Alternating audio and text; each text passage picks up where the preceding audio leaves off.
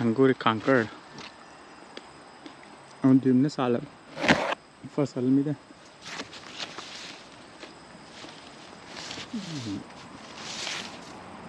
دبال اونها که میگن اونهاش کم وحشیه.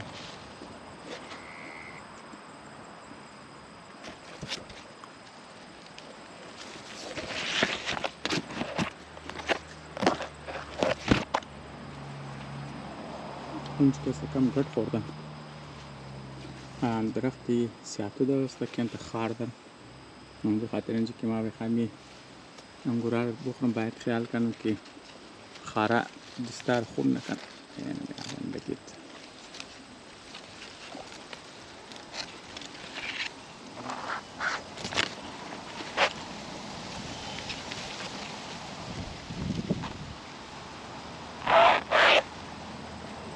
لاغی از ما کستن یک دنه دیگه میگیم آده زنبور هم اومد.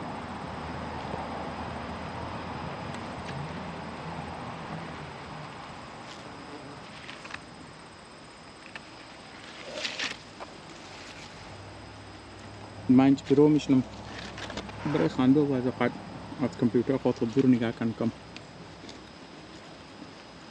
بس که آمدیم بازی انگورا میترک نه.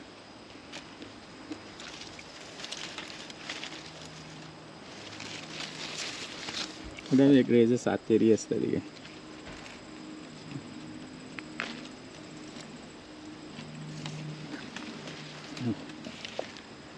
کلایم شد اون برای چیزا گرفت خاری توت قد از گرد خورده اون باید خود آزاد کن.